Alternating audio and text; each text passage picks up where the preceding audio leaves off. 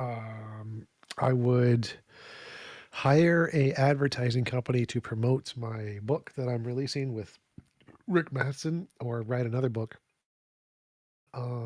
promoting my morality. The goal would be to grow the morality. And Right. yes, you get to ask questions. Red picture dude.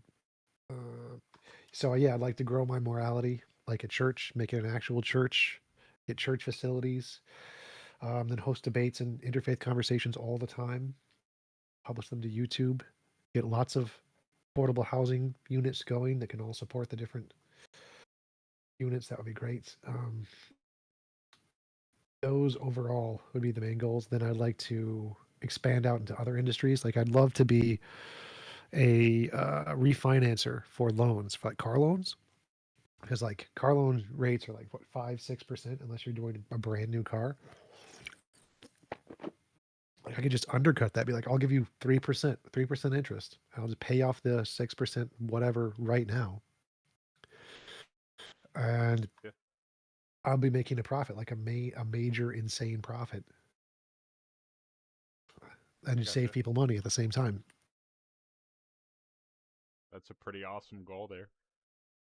Thanks. Give me money. Right. Now, what is atheism to you? I know tons of people in the debate sphere use it in a number of ways, but to TJump, what is atheism? uh, the lack of or rejection of the existence of God. That's it. Gotcha. Now, tell me about your family life if you'd like to. You don't have to if you don't want to.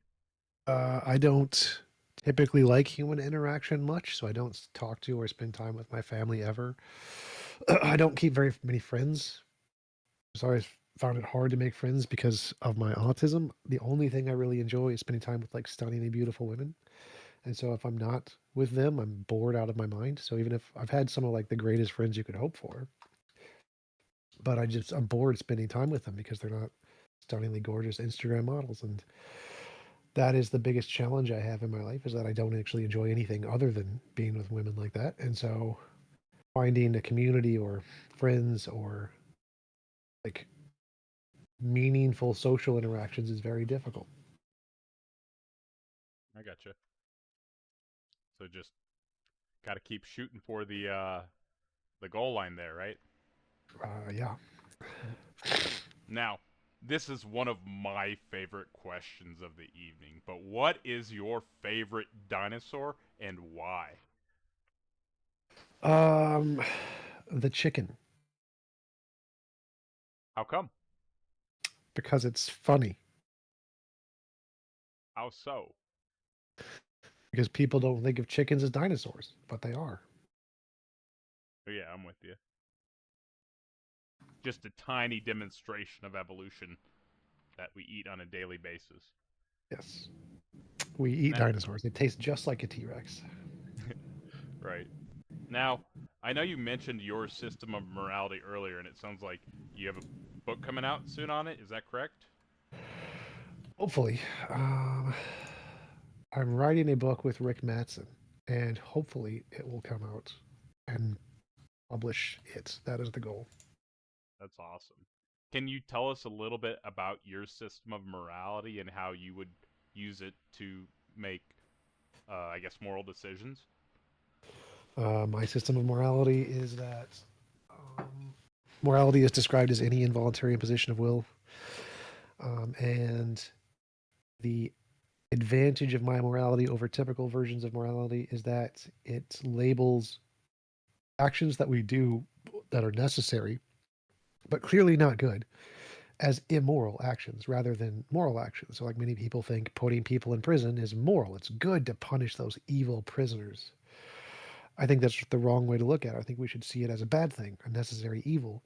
We have to put them in prison to protect the innocent people, but that's not a good thing that we put them in prison. It's an evil thing. It's an evil in the world that shouldn't exist.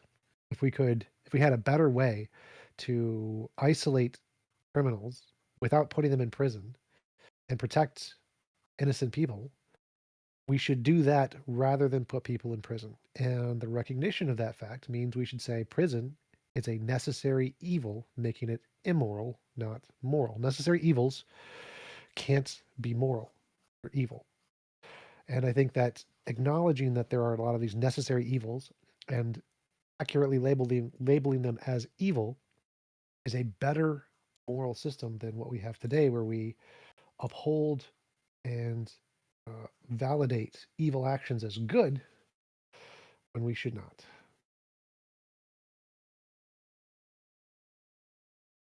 Understood. So, I guess how would you respond to the trolley problem in your worldview? So, do you want me to say it, or do you just want to respond to it? Sure, go for it. Yeah, so how would you respond to the trolley problem? There's a runaway trolley barreling down the railway tracks, right? It's going full speed. Ahead on the tracks, there are 5 people tied up and unable to move. The trolley is headed straight for them. You don't know what to do. You are standing some distance off in the train yard next to a lever. You're thinking, oh man, if I pull this lever, and you see, oh, so it's going to pull the other set of track, or pull the switch to the separate set of tracks, right? So you notice that there's one person on one side of the tracks, and then you have 5 on the other side of the tracks, and you have 2 and only 2 options. Do nothing, which is the first one. Do nothing, in which case a trolley will kill 5 people on the main track. Or 2, pull the lever. Diverting the trolley onto the side track will kill 1 person. What is the more ethical option? Well, so you should pull the lever because right now nature is about to kill 5 people, and you can divert nature and make it only kill one person. And so less immoral actions have taken place in the world that you pull the lever. Now, you're not immoral for pulling the lever because you aren't to blame for the deaths of the 1 or the 5. Nature is to blame for both, the trolley in this case. And so you're mitigating the damage done by nature when you pull the lever.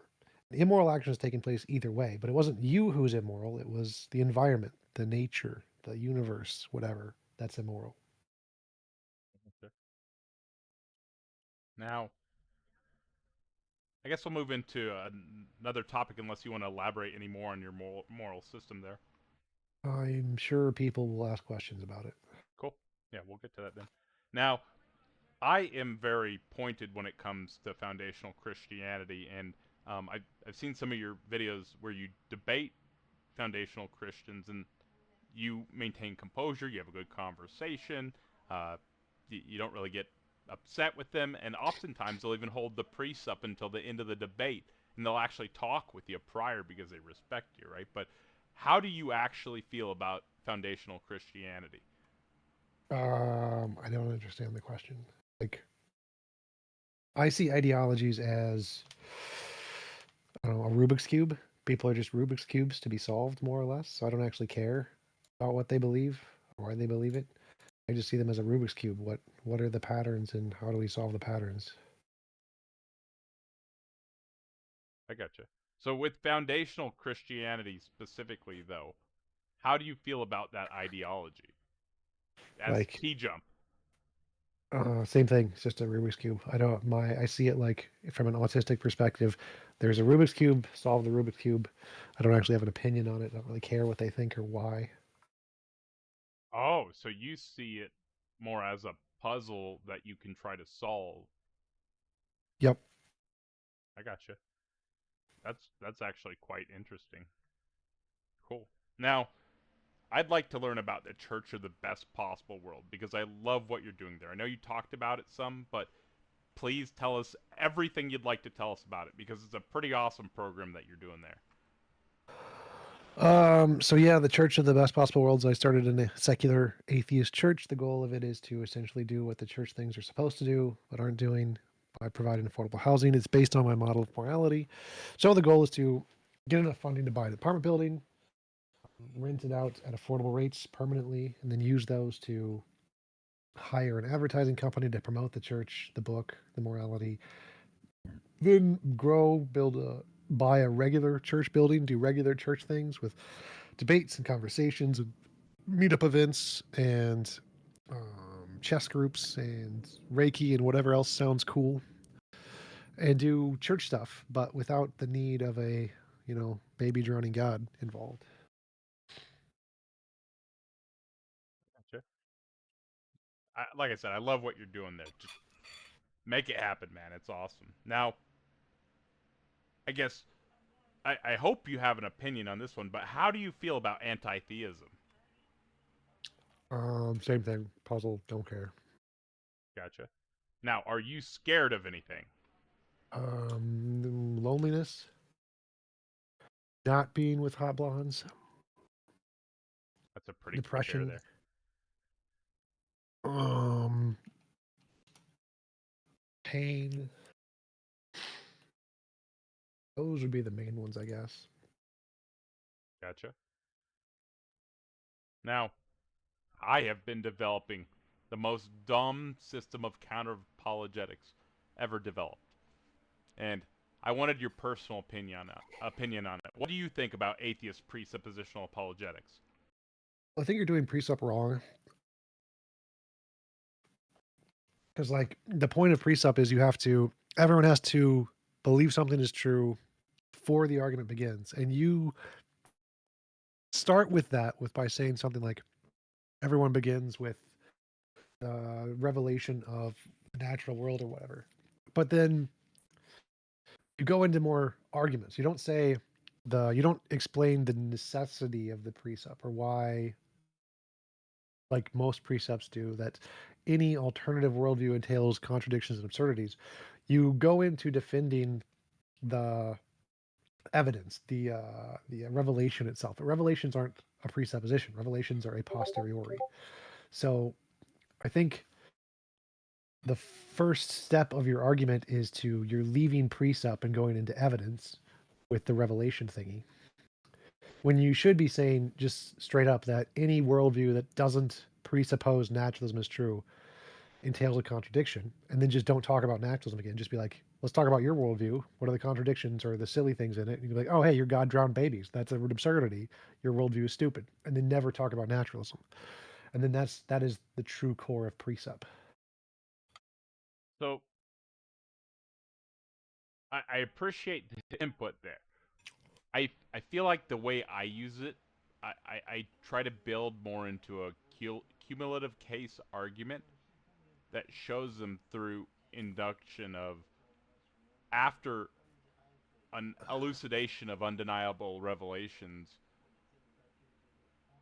it presents to them a sound inductive argument that is undeniable.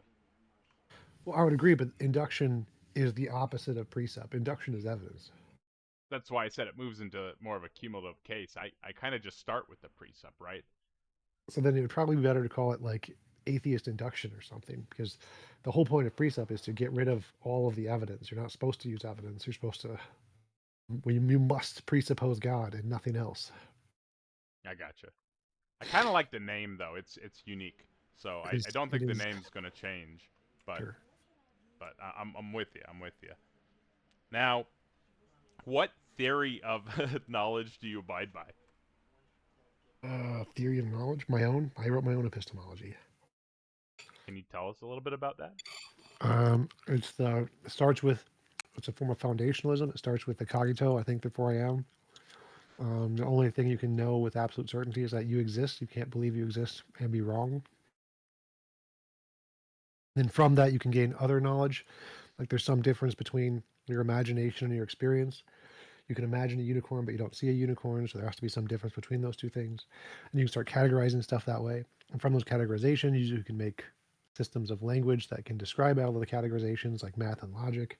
And then from that, you can find patterns in the differences, like, oh, rocks fall at this rate. There's gravity. And that's how I built my worldview.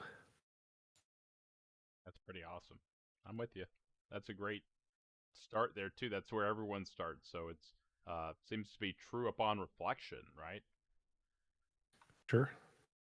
Now we'll go ahead and move into the AMA. We've got a handful of people in the audience. If anybody wants to talk, go ahead and say something in the chat, and I'll. This is going to be kind of clunky because the stage feature is not working properly right now. But go ahead and raise, I guess, say something in chat, and I'll mute you and unmute you.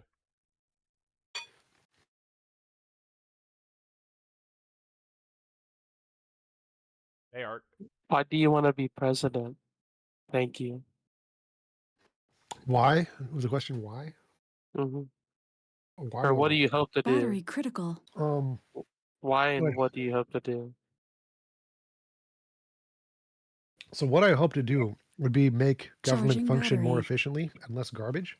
So I like want to eliminate the filibuster, eliminate omnibus bills, um, make it a requirement that senators prioritize bills that would function as a benefit to people and that are popular rather than bills that are special interest bills. So like you just make it illegal to do special interest bills in when we have need of public interest bills.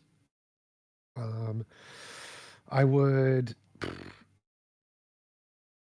get rid of the lifetime terms of Supreme Courts, get rid of the Electoral College. I would essentially copy all of the political systems that have been proven to work better around the world and say, hey, this system has been proven to work better. Let's use this. And that would be a system I think we should implement for all solutions. Like, hey, they do this, it works better. Let's copy that and stop using the crap system we have.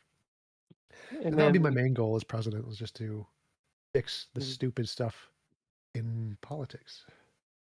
kind of clean it up and make it more organized and try to cut anything that's unnecessary. Sure. And then, do you have a global policy, or what do you think how America should, treat the rest of the world? You mean a foreign policy? Yeah, Like how it foreign should. policy. I don't know why I said Yeah. So foreign policy, I would probably lean more Republican. I think we should probably do less foreign aid and do more things to fix stuff in America first. that. Sure.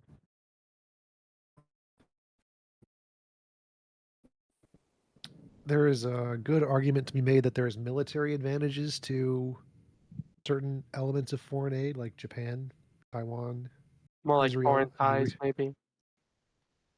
well, it's more like they are a bulwark against our enemies. So, like, if Russia wants to start a war, they're going to have to go through Mm-hmm. Ukraine. So we should having a foothold as Ukraine is a good place because if Russia gets angry, they're going to destroy Ukraine first, which means we have more time to act. If China gets angry, they're going to start with Taiwan or Japan first, which means we have more time to act. And so having military bulwarks that are allied with us that piss off the bad guys that are closer to them is a good strategic indicator of what's going to come. And so there's lots of good military reasons to have those places as allies to give them foreign aid. Like, Mm-hmm. there's some that just have no reason. Why are we giving foreign aid to like all of these other places? Like, there's just no reason. It's just political correctness reasons. Mm-hmm. In And funding then, of like um, gender studies courses. Like, no, we are not allowed to give any federal funding to gender studies courses ever. No, no. mm-hmm. And then, one moment. Do you have anything specifically you might want to do for education and, the Yes. younger generation? Yes. So there are tons and tons of education systems around the world that work extremely well. America's like 30th, 40th something. It's garbage. Our system is crap. So let's just copy those. Like Finland is the number one system. Copy them. Problem solved. There we go. We'll just do that. Mm-hmm. Do you think that'd be hard to put in the infrastructure like that? Do we have it?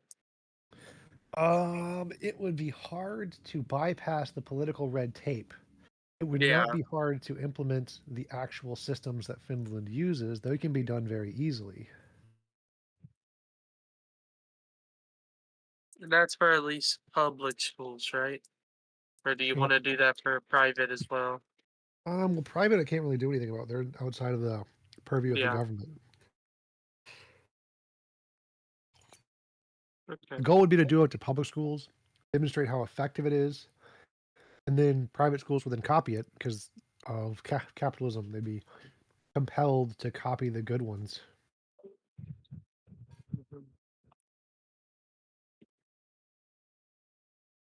Is there anything else you might want to comment on about Any other topics that you think are important that you want to change? Well, there's tons of them. Like, I think that we should copy policies that have worked extremely well, like the EITC, the Earned Income Tax Credit, had more of an impact on raising people out of poverty than literally any other policy. That's a good thing. Legalizing weed, that would be a good thing. There's tons of things I would personally like to do, but the problem is more. I mean, those are all obvious. Like, if you just had politicians that followed the data and the evidence, they would just do those things. That's the problem, is that we need politicians who follow the data and the evidence and aren't led by partisan biases about what their party likes. Like, it shouldn't be. It should be like, you have to follow the evidence, and if your party doesn't like that, well, too bad. Your party doesn't get a say anymore. You have to follow the evidence. So, like, banning Republicans who deny climate change, it should just be like, you shouldn't be allowed to vote if you don't acknowledge science. It should not be a thing. I don't care. I don't care if we want you to have rights. Like, if you don't know science, you don't get a vote on science. Sorry. Mm-hmm. So I understand where you're coming from when you say that if you deny science, if you deny basic objective facts, then your vote is cut out. But I mean, do you have any other kind of voting restrictions? I really know. So what is your restriction exactly? If you're going to deny specifically just Well, I wouldn't deny the climate science? voters. I would deny the politicians. So if a politician denied, Oh, okay, okay. so it's really like, the voter can do whatever they want, but the politician wouldn't be on the ballot if they don't understand basic science. It's definitely gonna be like a science literacy test. Here are some facts about reality. Do you acknowledge them? If no, you're off the ballot. Okay.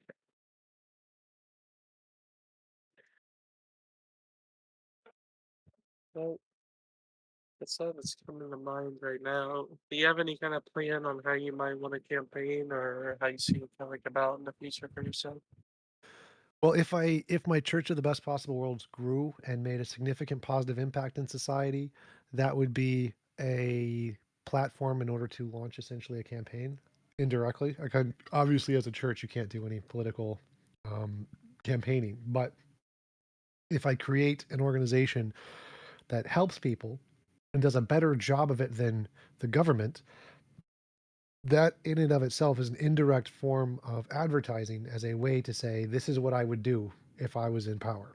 And then if I decided to run independently, um, that would be a history of what my actions would look like in government to inspire people, which I could then use as evidence to say, hey, when I ran this company, the best of all possible worlds, I lowered housing costs. I gave people more opportunities. I educated them on how to build better lives, how to make money easier, how to do all these things that the government doesn't do. The education that, because I do want to do education and stuff in the Church of the Best Possible Worlds too, the education I provide is significantly more effective than the standard education. And so I can just say, I've done all of the things in the past and it works. And here's what I'm going to do as in government. Your credibility through your previous leadership, basically. Yep. And then, very last thing, can you just give a general synopsis of who you are Um, and kind of if it's relevant at all? Maybe it's not, but I don't know. Like, how would you answer that question? uh, where you're from, the kind of things you believe in, and where you want to see the country. Okay, sure. I was born in Dallas, Texas. I currently live in Minnesota. I'm an atheist, secularist, naturalist. I like capitalism. Socialism is garbage, and Marxism is garbage. So I'm center left, slightly, very slightly left.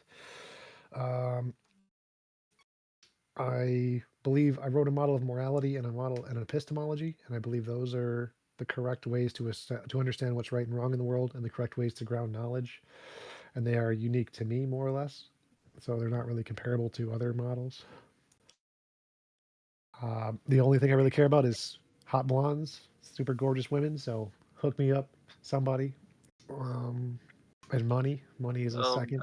I think you just earned my vote. Oh yeah, solid. Yeah.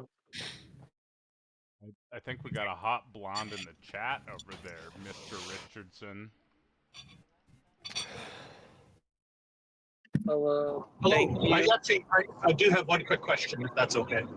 I was just gonna say thank you, and I wish you good luck. And Thanks a lot. I'm fully expecting to go ahead and get the notepad out, write down Art random Discord guy, so that when you're at the inauguration, you can bring me up. That I wish Will you do. good. For sure. Thank you. So Randolph, we're gonna have Leafy go, and then you can go. Oh, it's a quick question on something TJump just said. I just wondered if like what his thoughts are on social programs. I'm assuming he doesn't think socialism and social programs are the same thing. That's all. Oh, absolutely right. There's lots of social programs that have nothing to do with socialism. The vast majority of social programs are mixed economy programs. So mixed economy programs are great, where they implement both a form of capitalistic principles as well as a form of socialistic principles, but those terms don't really mean anything. Socialism is the public-owned means of production, public-owned enterprises, those kinds of things, which are fine if you choose to start them. But they don't succeed in competitive capitalistic markets because people want to start their own companies. And so, in order to create a sustainable majority position of companies that are privately owned or are publicly owned by the workers, you would have to implement a law which would then disenfranchise capitalistic enterprises, which would be bad. We should not do that. And so, given an equitable system where both are given opportunities, people are going to naturally pick more capitalistic enterprises. And so when I say I'm against socialism, I'm against imposing socialism over capitalistic opportunities or giving socialism an advantage that would try to make people choose that over capitalistic systems. And I think people should have the option to choose both if they so choose. But I don't think the success rate of socialistic enterprises is at a equivalent level to those of capitalistic enterprises simply by virtue of the amount people will try them. More people will try capitalistic companies than they will socialistic companies, and the amount of leadership that is required in order to start a socialistic company is significantly more. It takes more litigation, more rules, more managing. It's much more difficult and it takes much more work. And because of that, less of them are going to start, less of them are going to succeed. They take longer to start, more money, more people. And just because of that, I'm not in favor of promoting those, because if we thought about it from an evolutionary standpoint, which organism is going to succeed more? The one that reproduces faster and more often, or the one that takes a lot more energy to reproduce and goes very slowly and takes a lot more effort? Go with the fast one. The bacteria are going to win, and capitalistic companies are the bacteria. Socialistic companies are more like a higher level organism that doesn't survive as well. Bacteria win.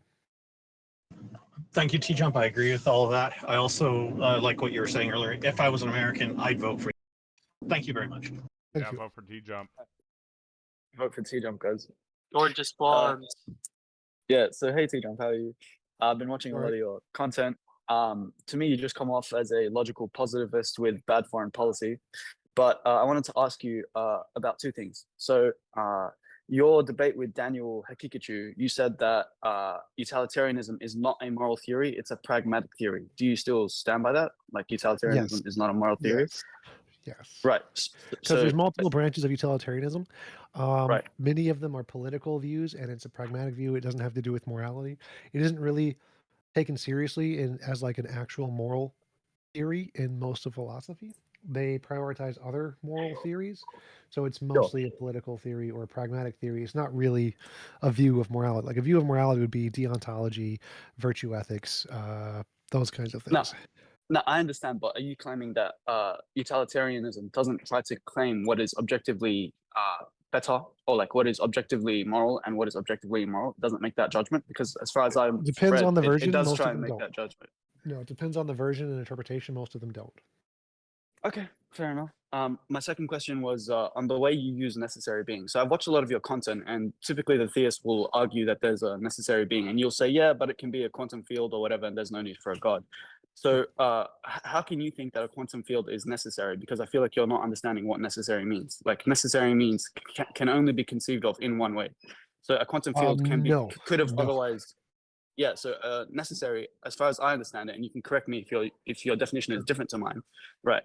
But as far as I understand the term necessary to mean, it means could only have been one way. And contingent is something that otherwise could not have been. So a quantum field could have otherwise not have been in abstraction. For example, there's lots of different types of quantum fields. There's nothing innately necessary about it. So how can you therefore say that a quantum field could be the necessary being? It just feels like you're misusing that term. Well, so the term doesn't have a correct usage. The term is completely arbitrary. Atheists assert God is necessary, but you can imagine God to be a billion different ways. How about he did not drown babies? That is a one way God could be. He did not drown babies. My But the God Christians doesn't are like, drown no. babies. What? I don't what? So Sorry, go ahead. focus on the argument. God drowned babies. It's in the Bible, Genesis 1:12. God drowned babies. Jesus drowned babies, Trinitarianism. But there's lots of ways you can imagine God to be. He did not drown babies. That would be a better way for God to be.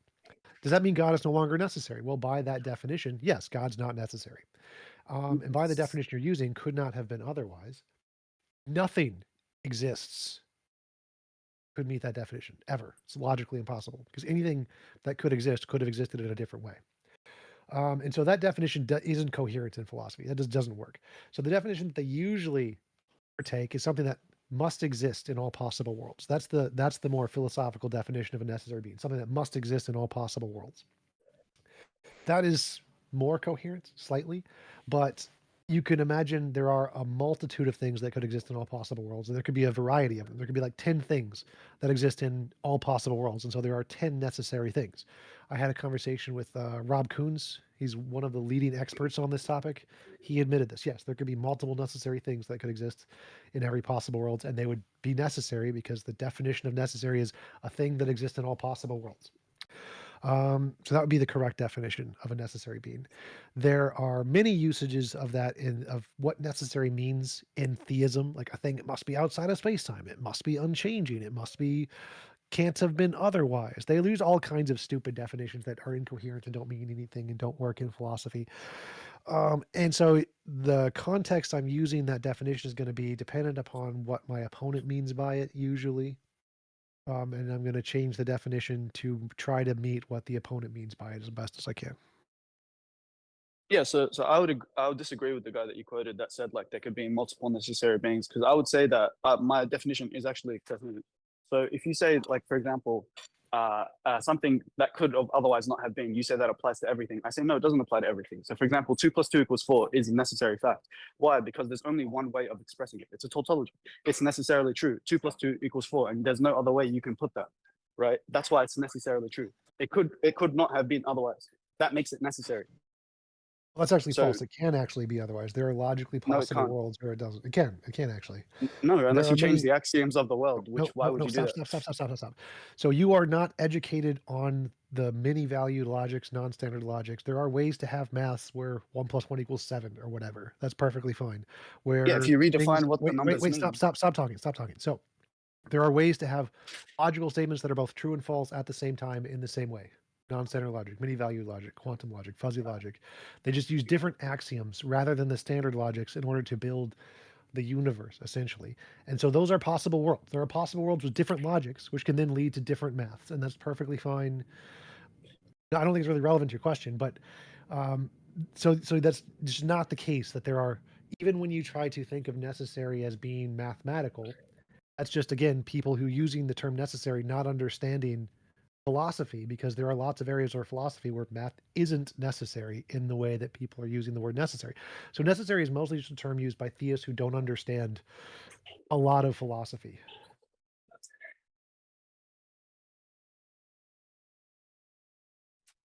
That's why it's rejected by the vast majority of philosophers. If you go to like modal logic and things, the modal logic definitions of necessary and possible are the most academic definitions, and that's the one I was using about necessary is something that exists in all possible worlds. The definition you're using just isn't coherent in philosophy. It's like that doesn't even exist because it's a joke in philosophy.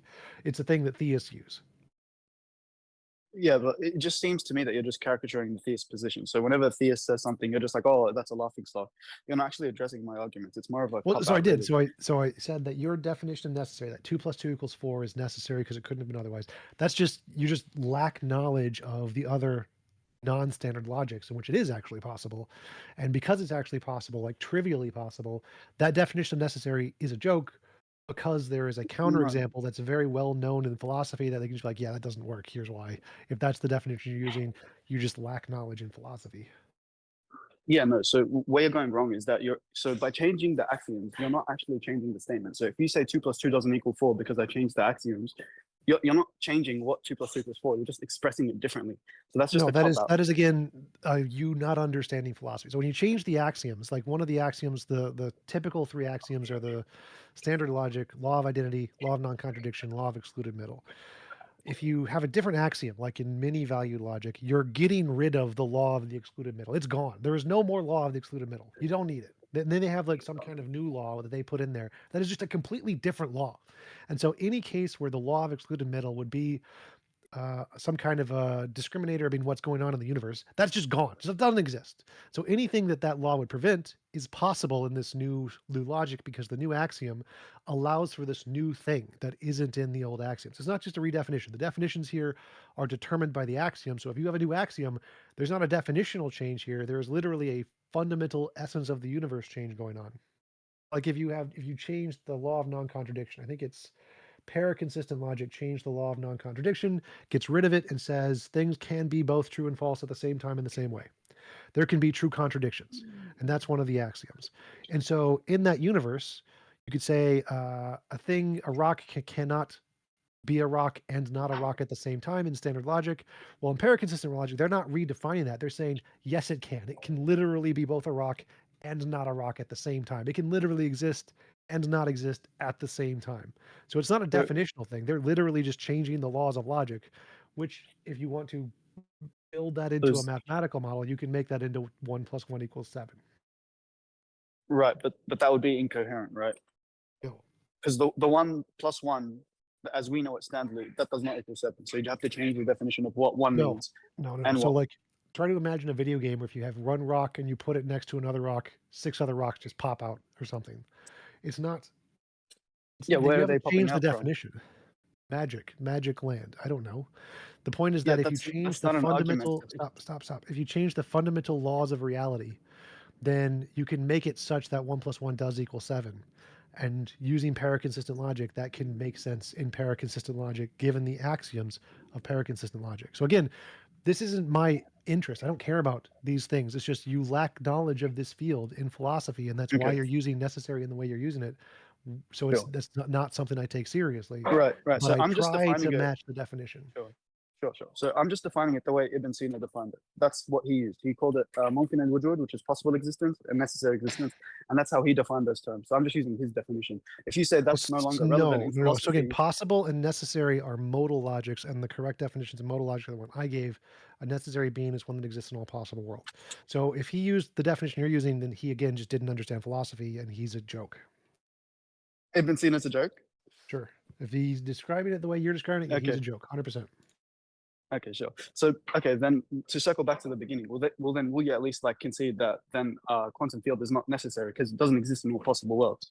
No, I can just say it does exist in all possible worlds. There you go. No, but there's nothing necessarily about a quantum field that would make it exist in all possible worlds. You can imagine a world where it doesn't exist in all possible worlds.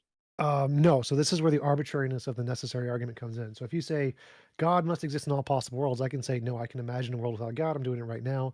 And then you're going to say, oh, no, you can't for some insert ad hoc reason. Now, my argument with the quantum field is going to run parallel. I'm going to say, a quantum field exists in all possible worlds. And you're going to say, no, I can imagine a world without it. And then I'm going to take whatever ad hoc reason you add in of why I can't imagine a world without God and just mirror it to make it fit the quantum field example. So necessary isn't a real property. It's made up. It's arbitrary. It doesn't exist. And so the requirement that there must be some necessary thing is also made up and arbitrary. And any property you use to try to make it seem as if God is the necessary being and the alternatives don't work, I can just mirror that to try to show why quantum fields are the necessary being and God doesn't work. So under your understanding, then 2 + 2 isn't a necessary fact. Is that correct? It's just arbitrary, right? There are no necessary facts. Necessary facts is not an actual property. It's not arbitrary. But it's not. No, it is arbitrary. No. You're saying that in this world, in our universe, there are no necessary facts. Right, because necessary facts don't exist. They're not a thing. There's no necessary. Necessary isn't a property. Right. Okay. Sure. All right. Yeah, well, that was it. I guess you're just using the different definition to me. Yeah. Sure. So, I mean, I'll look into your modal logic. What was the system you were talking about? The one n plus 1 equals 7? Paraconsistent logic. Right. And is that form of logic, is that internally consistent? Yes. Okay. I'll look into it though.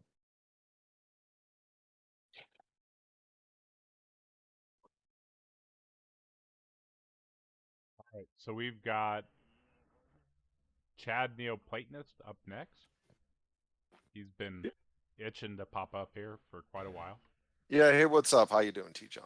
I think in the All right. previous conversation, you two were using necessary in a different way. So when people are using this more in cosmological arguments, think necessary in terms of unconditioned. So that means it doesn't require anything else for its existence or occurrence, as opposed to a conditioned reality that does. And so what they're arguing is that there has to be at least one unconditioned reality. I can go into that.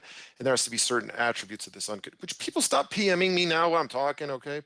So basically, I was doing that. Well, so that's So- that's only one of the potential like 24 different definitions. Of Okay, I know, necessary. but oh yeah, okay, but that's the way they're using it. Whether or not you agree No, with no, it, no. and I That's the think that way was the a very problem small that there was minority of confusion. theists use it. Well, So that's not whatever, actually the but way many theists use it. okay, well, so if someone is using it like that, understanding it like that, then basically the cosmological argument follows that there has to be at least one unconditioned reality. The unconditioned reality has to be simple, because if it had parts, it would exist dependent on its parts. It has to be unique, because if there was more than one, there would be this differentiating factor that makes one different opposed to another. That would imply composition. It also is the creator of all, in the sense that it provides the conditions for all conditioned realities' existences, and also at the same time it transcends space and time, in the sense that if it was spatio-temporal, it would be composite, it would have parts. So the idea is you have this unconditioned reality that's simple, the unique, creates everything, and transcends space and time. So that's what they're getting to. But I think you need to understand that in the sense of conditioned versus unconditioned. And I think the type of modality that helps that, and Leafy, go into Aristotelian modality, Aristotelian metaphysical modality, because that will then kind of give the background to understand that concept of necessity and contingency, not in the logic here, but more in the sense of conditioned and unconditioned. Hopefully So that again, helps. that's just one possible usage of the definition of the term necessary, and it's a very niche one. And all of those things, some theists use some theists don't use some of the different criteria you listed are unchanging, necessary, outside of space-time. It's all arbitrary. You can add or subtract No, any of there's those you reasons want. for it. No, there's No, reasons. no, Okay, I could tell you the sorry. reasons. No, Okay, the I'm reason. very familiar. I'm very familiar with those. I've debated experts in this field. It doesn't. They're I could- arbitrary. They're arbitrary. You just make up a reason, say No, because they're not. potato. They are. They're 100% arbitrary. No, that's not the. Okay, No, this is the not. reason This it's isn't an up to debate. This you do not get an opinion on this. They are arbitrary. No, they're I've not. proven. Okay, I've I can tell you logically the proven. reason why. Okay, hold on. Stop talking. Stop talking. Stop talking. You're wrong on this. You're Taco, wrong. Taco, can you mute him, please? So they are all 100% arbitrary, and the reasons asserted that you need one are completely arbitrary. They're made up. There's no logical justification for them whatsoever. And it's just like if I said a magical potato. I like magical potatoes, therefore you must have the magical potato property to be a necessary being. All of the justifications are equally as arbitrary as that. They are terrible, absolutely terrible. And you can prove this, it's very simply, by taking any of the things they require as justifications for a necessary being and actually try to make it correspond to reality. Why is this required? Why can't you have two necessary beings? Take an example. You could. Why would you need one? Why do you need them to be not different? Why do you need unchanging? Well, you don't. You literally don't. It's just something they want. No, you Can I Next. explain why? Can I No. explain why, TJump? No, Okay. 'cause I'm more educated Okay, on so you. you don't, because you don't want to deal it. You're a fucking coward. Mute. Get him to go away. Muted, So yep. next. Yeah, so if anybody would like to chat, looks like Otangelo or I don't have a next person. This is kind of hard to manage. Let me see. Anybody want to raise your hand? Go ahead and say something in the chat, and I'll pull you up. I could ask something. Oh, sure. Yeah, thanks for bringing me in a little earlier there. This moment. I guess I'd like to hear a little bit more. This, there possibly being multiple things. Like when I've talked to times, they'll say this God, and I'll ask them, Randolph is cutting it out a little bit. You're hard to hear you. It's not me. Sorry, and I'll ask them. Hey, Randolph, you are cutting out real bad. I'm in my driveway. Okay, is this better? Sorry. Wait, A Okay. little bit.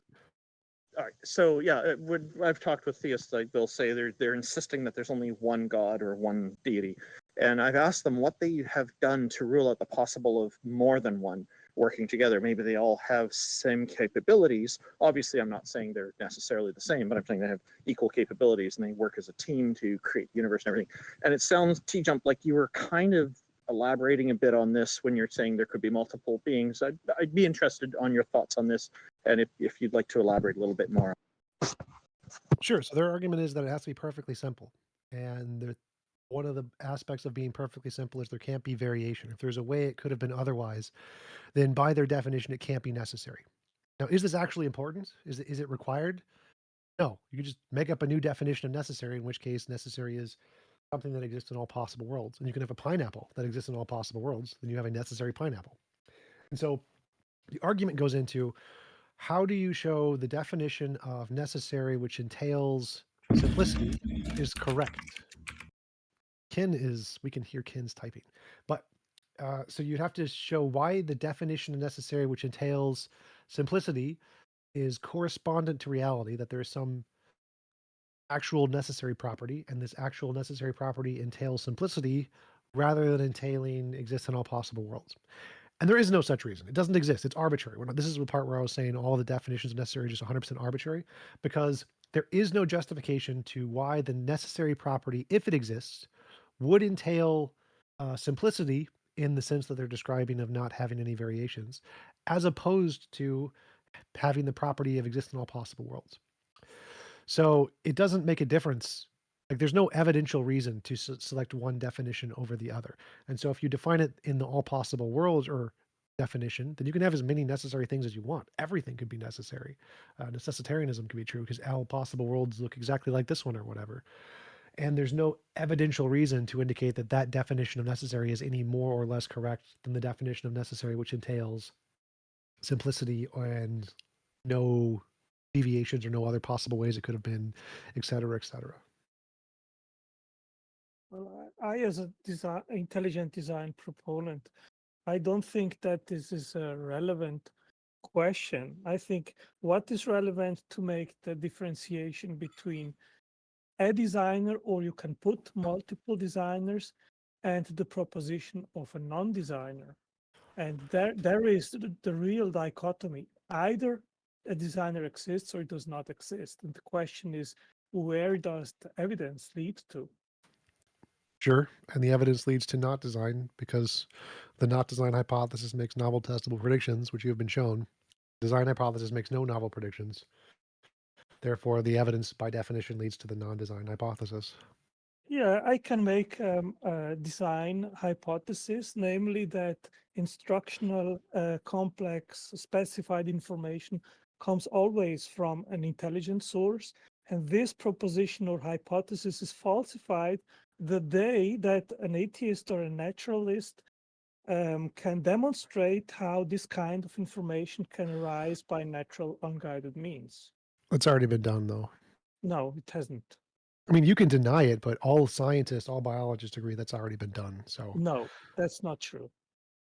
it's actually true. The consensus is the type of information you're talking about has already been solved. No, it hasn't. It has. That is the consensus among Well, experts in the field. well, you can make a very easy statistical analysis and a math equation, and you will see that the odds to have even a string of 100 amino acids is 1 to 10 to the 130th power. That is in the realm of the impossible. And this is just a short string. We have an average size of 300 amino acids in a prokaryotic protein. And you need at least 1,300 proteins to have a functional cell. So if you make the calculation of this number, you Wait, stop. We don't need this. We did it. Like, 722,000. I don't want the background. I don't care. Like, this has already been solved. Like, complex information can be done by natural processes, and it's done all the time. And there's tens of thousands of papers that prove this. And if you deny them, that's fine. I don't care. But if you think that's the standard, then all the naturalists who know the science be like, yeah, we've done that. Well, your Moving on. has as much value as I claiming that farting pixies made the universe. What? Like, You I agree. claim God and farting pixies are equivalent. So saying God no, created the no, universe and you, farting no. pixies Your equivalent, proposition, literally equivalent. Yes, I no, agree. your proposition has in as much value as the one which I just made, because what you're claiming is factually wrong. No, again, we make novel predictions, and those have been confirmed, and Well, you can show show me a I science literally did. paper which has demonstrated that instructional assembly information can from non-intelligent sources. Newscientist.com, First Life, the search for the first replicator. It lists dozens of papers, dozens of novel predictions that have been confirmed that indicate the natural selection side, which is evidence. Each one of these is evidence for the natural selection slide. Each one of these is 1 point for the abiogenesis and 0 points for intelligent design. And so until intelligent design gets up to the same amount of points of evidence, by definition, we have the evidence. Thank you. There was no natural selection prior. So, The first, okay, we can go move on to the next. I've given him this evidence many times. I don't want to go over it again. Here is the evidence. We have evidence. You don't have evidence. Therefore, by definition, evidence indicates our side. Next. Thank you, Otangelo, for the great questions. Sorry. Does anybody else in the audience have a question? I unmuted a few of y'all.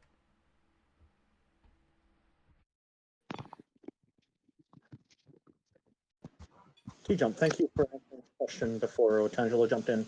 It was very helpful. Also, what books would you recommend people read if they're beginning?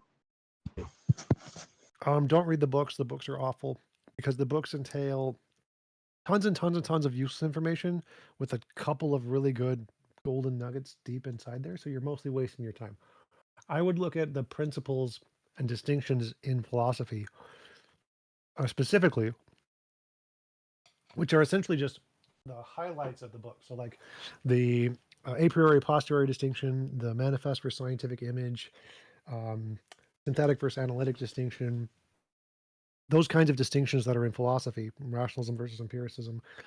Looking up those distinctions specifically is a better way to learn about what philosophy is teaching and getting at rather than reading the books, because the books contain a lot of useless paragraphs that don't do anything, useless examples that you don't need to just try to express the core ideas, which are the only things you really do need.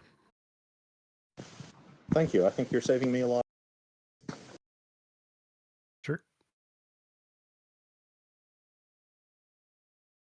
Thank you, Randolph. I guess I'll just start unmuting people because this is way harder to manage this channel than I thought this was going to be.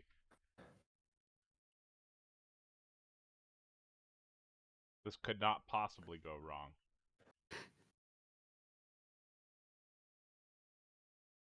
If anybody has a question, feel free to speak up. I'm slowly unmuting people.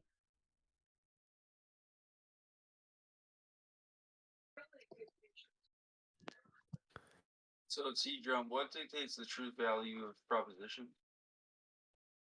What is the true value of a proposition? What? Yeah, what dictates the truth value of a proposition? Corresponds to reality. Wrong. What That is reality? actually correct. Which reality? What? The Your only reality? one. What? Your reality? What does the word reality mean?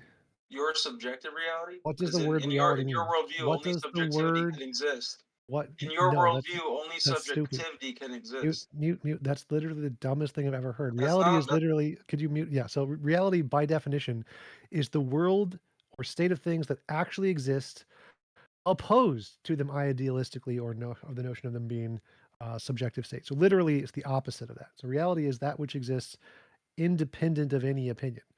My worldview does not entail only subjective reality exists. What a dumb thing to say. Like literally, that's stupid. Next.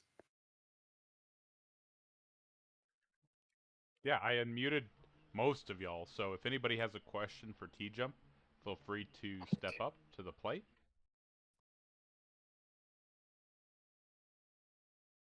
I just want to say hi, TJump. Hey, how's it going? Pretty good. That was it. I appreciate you. Thank you.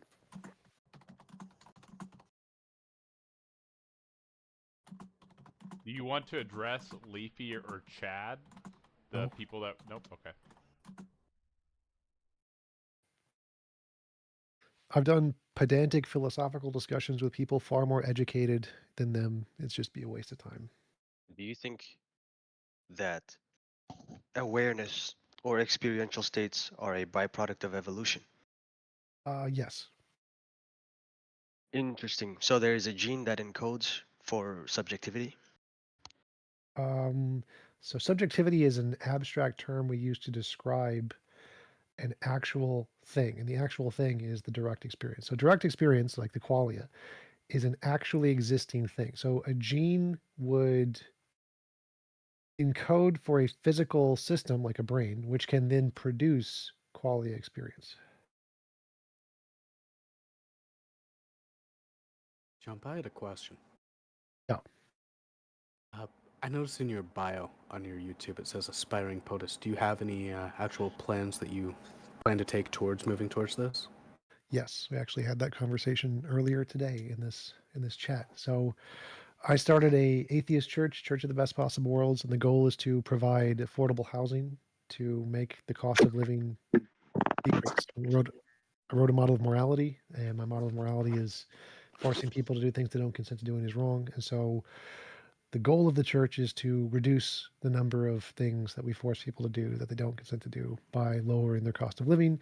And so I'm going to build the church and provide as many opportunities to people and use the church as a way to be an example of what I would do if I was in office. So then when I do run for office, I can be like, hey, look at all the stuff I've done in this previous organization that decreases the cost of living, improves education by copying the education system in Finland or whatever, that decreases the cost of healthcare by copying the healthcare systems in Singapore. And so I can copy the successful economic systems of other countries that we know work because they literally are just being done over the seas and implement those as essentially a capitalist system or nonprofit system here in America. And then once I run for president, if I run for president, then I will just be able to point and say, hey, here's the things I've done. They're very successful. And this is what I would do if I was in office. You would have my vote. Thank you. Why don't we all just move to Finland? Good question. Can we do that? If I could just snap my fingers and move to Finland, that would be pretty cool. It costs money, unfortunately. Pretty cool. I think D Dan had a question. No, not even a little bit. Oh, my bad, because you were talking about the suppression. Cool. If anybody is not unmuted, please just ping me and I'll get you unmuted. Yeah, can you unmute Chad? No. Since there's a bit of a lull in the conversation, I had a question how to deal with a particular argument that's very common among Sure. Christians, say like Darth Dawkins types, wherever they say there is no such thing as an agnostic, because reality itself, the material world, is evidence enough for the existence of God. So there's multiple parts to that definition. So in Darth Dawkins' worldview, the only logically consistent way is believing in God. So if you have a worldview that is agnostic where you don't know, then by his definition, your worldview is incoherent. It entails a logical contradiction. Therefore, it can't exist. And so the only options are belief in God or belief in no God, P or not P.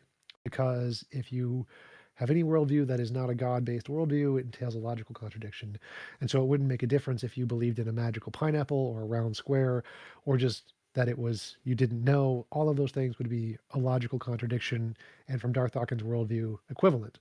Now, from other humans who are not stupid, they would say, no, my worldview doesn't entail an ontology. From his perspective, that looks like a contradiction, so he's going to say you're just in the non-God worldview or whatever. But that's just because he's stupid.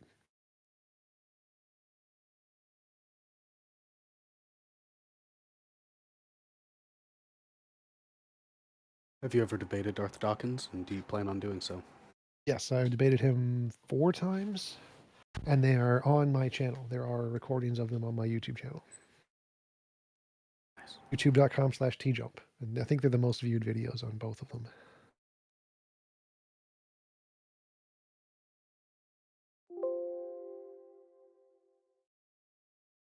Does anybody else need unmuted?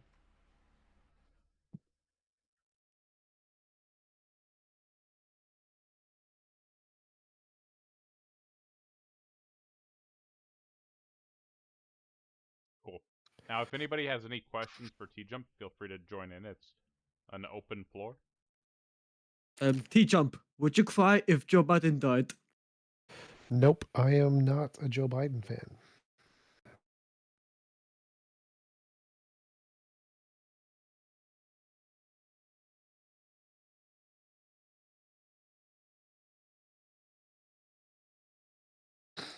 Conversely to being not being a Biden fan, would you say you're a Trump fan? No, I am less of a Trump fan than I am a Biden fan, but I think they're both terrible.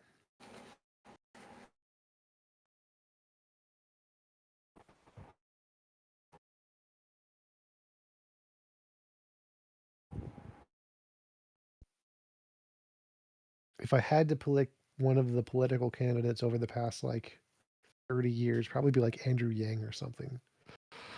Ugh. I don't think he's good, but he at least wasn't as bad as the other ones.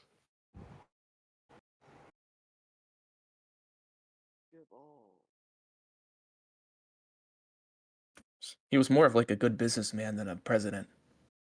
Yes, and that's why I think he would have been a decent president, because most of what the president does is managing economic policies. Like Barack Obama, I think, was a very good president because he's very intelligent and a very good businessman. He had a choice of two different things he wanted to regulate, healthcare versus banking, and he chose to try to regulate healthcare, which I think was a mistake. It was too big of a problem that he couldn't solve. But he had the correct intelligence and qualifications and focus to be able to make the correct decisions a president should be able to make. He just focused on the wrong thing. He should have been focusing on banking regulation instead of healthcare regulation.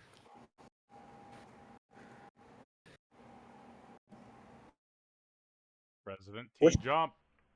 Which country do you think has the best banking regulation that should be copied? I'm not sure. I haven't researched much into banking regulation specifically, but I know that there's a lot of countries that have pretty rigorous bank regulations that are not bad at all. I think the biggest issue is more like stock market regulation. And there's most countries just do a better job than America, because America just keeps getting rid of regulations all the time, which is terrible, which leads to a lot of the crises that we have and the bubbles that we have. So just keeping bank regulation like most regular Western nations would just be an improvement overall.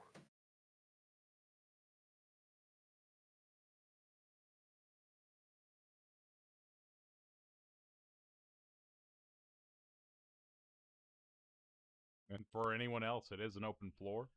I think everyone is unmuted. Can you just kick the people spamming profanities? It does not help. Do you think that cryptocurrencies should be Should be what? Cryptocurrency should be what? factored into the investment regulations? No, I think cryptocurrencies are what's it called? There's a word for it, where like there's a stock that doesn't have any actual value, but it's extremely like Truth Social. The value of Truth Social is completely dependent upon the people buying into it, but there's no actual value to the company. Fiat. Is that what you're Like, looking for? it's not Fiat? fiat. That's fiat currency. But there's a term in stocks where there is a stock that is publicly traded that has no actual value, but people keep buying it for no reason just because it's popular, and it's like gig stock or fake stock. I forget what it is, but essentially that's what I think most cryptocurrencies are. They're just gig stocks, and it's fine if people want to buy into them. I don't think it's a problem. I don't think there's any reason to regulate them any more than the other stocks. I think the biggest thing that should be regulated in terms of stocks is banning stock buybacks. Like most Western nations ban stock buybacks from companies. America doesn't, though, and that's dumb. That's so dumb. Like a company gets, say, $30 billion in profit in a year, and instead of spending that profit on improving their products or paying their workers or buying buildings or improving any aspect of actual things. They spend the money on buying their own stocks back from their investors to jack up the stock price. There is no economic value to that whatsoever. It Were you provides looking? nothing. Were you looking for speculative or bubble? No, speculative and bubble are both different things, but there's an actual term for it. If you look up like the Truth Social and stock market magazines, they'll actually refer to the Truth Social stock as whatever this is. I want to know this word. Me too.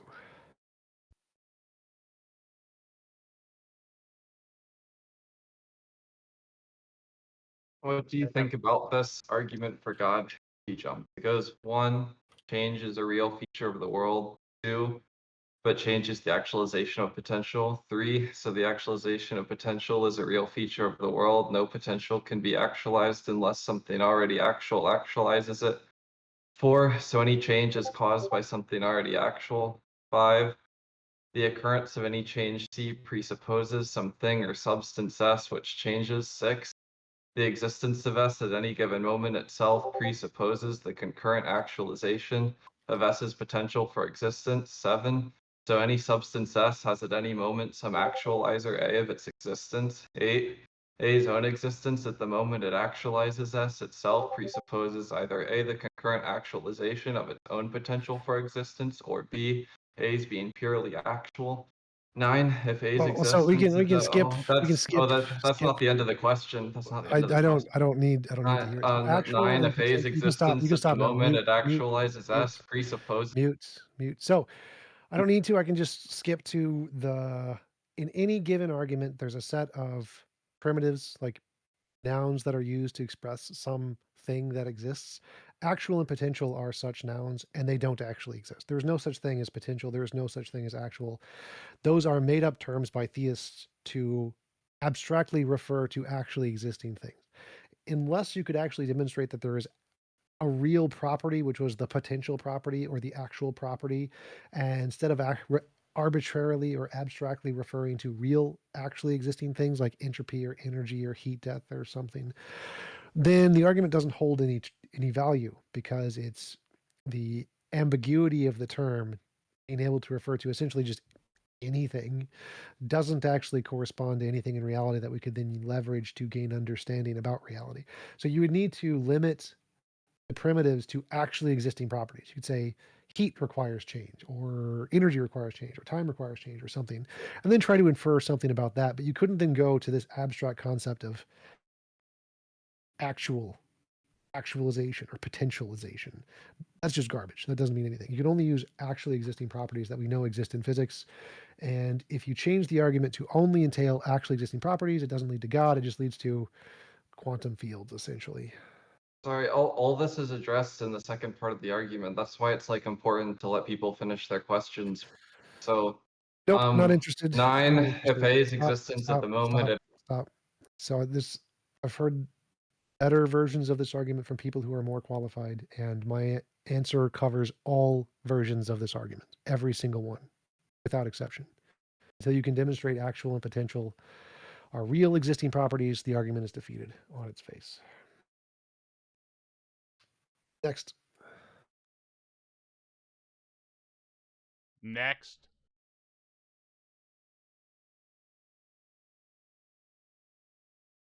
Would you let Joe Biden? I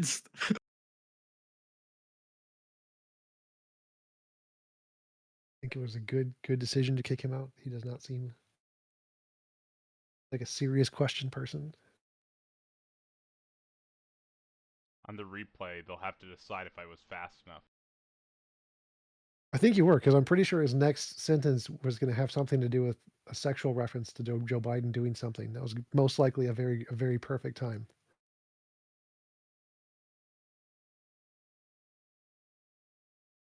Did anybody else have any questions for our guest TJump today? Sure, I'll go for it. How are you doing, TJump? I'm okay. How are you? I'm doing good. I find your moral model to be very interesting. It's one of the best that I've ever come across. I think it's pretty coherent and is actually usable. And so I often, when debating morality, tend to use the involuntary imposition of will. And usually when I argue reality, I often have people ask me what's the grounding for it. I usually just tell them normative ethics. Do you think that's sufficient? How would you answer that? Well, I think normative ethics is just a synonym of morality. So if you're asking how is morality founded and you say normative ethics, that would just be like saying, well, how is morality founded? Well, it's just morality. It doesn't really give an answer. So when they're asking how is morality founded, you need to give an ontological answer, like an ontological thing to which morality corresponds. I like quantum fields. I think it's a force of physics like any other. Just hasn't been discovered yet. Problem solved. That would be a grounding of morality. Then they're going to ask questions about how. You don't need to answer that. Like, I don't know. Who knows? Could be lots of ways. Who knows? There's lots of other ways to answer, like an a priori abstract, like math or whatever. It's just some fundamental truth of reality that's necessarily true, to use the precept. Or you could say it's a Platonic abstract, like any other Platonic object, and that could ground it. So, because if they think God grounds morality, if they're a Christian from the Christian worldview, then that means that there is some existing thing to which morality can correspond. And you can just replace that with a different existing thing to which morality can correspond. Platonic objects, a priori abstracts, law of physics, who cares? And you get the same thing. So as long as you give an ontological object to which morality can correspond, that is the best way to answer what grounds morality. All right, thank you. Oh yeah, can I ask a question, TJump? Sure, go for it. Yeah, I just wanted to know, because I've heard you make the claim that God does not exist, and I was just wondering if you had like an argument that actually establishes the conclusion that God does not exist. Sure. There are many things in our imagination. Most of the things in our imagination are things that do not exist. If there is no evidence for such a thing, any of given objects, then it is likely to conclude it as one of the things that does not exist. God is such a thing that has no evidence and isn't a part of our imagination. Therefore, it's rational to conclude God does not exist. Is the conclusion it's rational to conclude that God does not exist, or is the conclusion that God does not exist?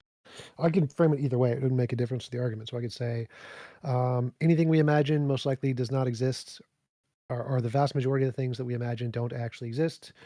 If something has no evidence and we imagine it, it likely does not exist. God is such a thing, therefore God likely does not exist. Yeah, why would I grant P1? Which one? The premise that most things we imagine don't exist? Yeah. Leprechauns, fairies, gods, spirits. Well, you can like list like random examples. I'm Sure. asking like why would I like buy into the claim that you made? P1. Because there's lots of examples of P1. Yeah, but there's also lots of counterexamples. Road, cars, like that the conclusion of P1. So I just You're want like an breaking up. argument. Oh, wait, can you hear me? Yep. Sorry, can you hear me? What? Yes, I can hear you now. Yep. Yeah, so I said that there's like lots of counterexamples also. I'm just wondering what leads to the conclusion for P1? Like, do you have an argument, like a set of premises that lead to that conclusion? I could, but it's just not that important to the argument because the argument entails two things: one, that it's imaginary; two, that it has no evidence. So all of those things that you listed have evidence. So I'm totally fine with granting that they exist and would be reasonable. And so it wouldn't really make a difference. I could make it a probabilistic induction case that if things are imaginary and they have no evidence, then it's rational to believe they don't exist or whatever. In which case, that's fine. I can just Okay, grant. so you could are you just saying that P1 isn't relevant unless you put it in conjunction with there not being evidence in the other case? So it has Yeah, to be you in a could. conjunction. Yeah, I would probably. Sure, I'm fine with that. Okay. Now the question just becomes, what do you mean by evidence for God? Something that can indicate the truth of the proposition is to indicate that it isn't a figment of our imagination. So, like for my Okay. case, it's going to be novel testable predictions. If you can make novel testable predictions, that's evidence it exists. Okay. Is that like a necessary condition for proving God or having evidence for God? In my worldview, it would be for sure. Okay. So a novel testable prediction is necessary to be evidence for God. For pretty much anything in my worldview, yeah. Okay. Yeah, I'm not sure that there's a novel testable prediction to prove God, but I don't take that to be like a necessary condition for evidence. But Well, there's a lot of them. So like if you die and go to heaven, that's a novel testable prediction. And if it was true, that would be evidence of God. yeah, I agree with that, but obviously you wouldn't be able to like there would be no credence added because how would you be able to prove that you went to heaven when you're not alive, right? Well, you don't need to prove it. It just needs to be some kind of like similar to what you would imagine to be given the description of the Bible or whatever. So it wouldn't be 100% proof, but you don't need 100% proof. You just need evidence. That would be evidence. Yeah, I agree. I just don't take that to be like a necessary condition for evidence. I just think sure. like certain things that would be expected under that hypothesis to be evidence, and then that would just make P1 false. Oh yeah, sure. If there was evidence of God, then it would be rational to believe. Sure, 100%. I agree. I just think there is no evidence of God. So saying that your definition of evidence, something that you would expect to be true given the hypothesis or something along those lines, I would only count that as evidence if it was expected to be true. Like it wasn't already known to be true. So like if you know something's true, say you know the sun is going to rise tomorrow, and you say, given my hypothesis, there is the spaghetti monster, and the spaghetti monster is going to make the sun rise every day. That's expected under the spaghetti monster hypothesis. Well, the spaghetti monster hypothesis was designed to fit the evidence we already have. It's ad hoc. And so that wouldn't be evidence. So you can create a hypothesis under which what you would expect to see is what you've already seen in the past a bunch of times. And that isn't evidence because that's post hoc. For it to be evidence, you would have to expect something we haven't seen yet. That's the novel testable prediction part. So I would partially agree with you, but you would have to add the caveat that you can't post hoc add in things we already know and say this is expected under my hypothesis, because it's ad hoc. It doesn't mean anything. I can take any hypothesis I want. Magic leprechauns created the universe, and they created it to have F equals ma be describing big objects, or general relativity describing all the fundamental objects. And hey, oh my God, look, it's exactly what we would expect under the magic leprechaun hypothesis. Would that be evidence? No, it wouldn't, because I post hoc clearly created the hypothesis to fit the evidence, not vice versa. Whereas if I said 6,000 years ago, magical leprechauns created the universe and gave a description of general relativity, that would be evidence. That would be very good, because it was expected that this would be the case under the hypothesis of the leprechauns prior to us already knowing it. That would be great evidence. Would you disagree with that? No, but I have to go. Thank you. Yep.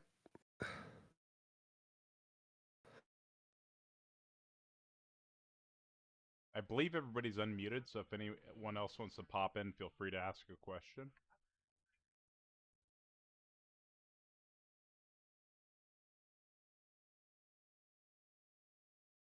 EVS, how do you test for heaven? Well, there are several ways to do that, actually. Non-productive, but you can do it.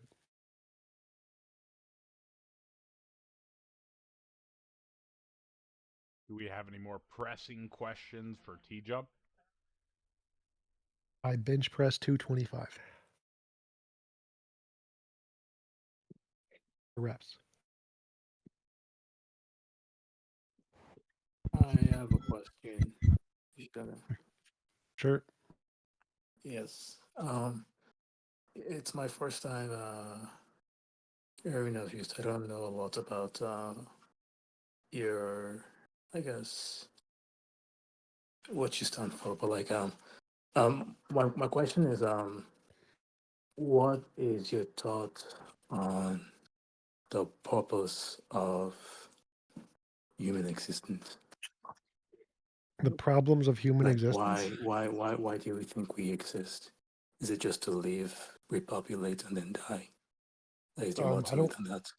I don't think there is a why. I think it's a how. So how we exist is through biology and physics. There isn't a why. I think morality exists as a description of what we should do in our lives, or how we should try to make the world moral for human life. But I don't think there's a why humans live. I think that the answer to the question, what a moral universe would look like, would be the best of all possible worlds that I give in my model of morality, which is a world where it's impossible to force anyone to do anything they don't consent to doing, either from another person or from nature. So nature can't force you to do what you don't consent to doing. People can't force you to do what you don't consent to doing. And so everyone is essentially free from being forced to do anything they don't consent to doing. And that's a perfectly moral universe. And if you want a why or a purpose for humanity, it's to try to get to that, to make the universe into that world. You're not a dualist, are you? No. Materialist, So then hardcore. you're a hardcore materialist. It's physics Yep. all the way down. Where do Yep. where do you have free will? We don't. There is no free will. Free will is incoherent, but you have will. So just to clarify, there is a version of free will called compatibilism. Compatibilism is the view that determinism, free will are compatible, so things can be determined, but you still have free will. I think it's just redefining free will. And so typically when theists say free will, they mean libertarian free will. Libertarian free will is incoherent. We don't have that, but we do have will. We don't need free will to have will.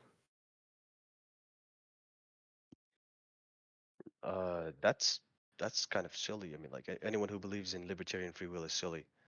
I think most I agree. I don't want to speak for people, but most theists that I've talked to, they're some form of compatibilist as well.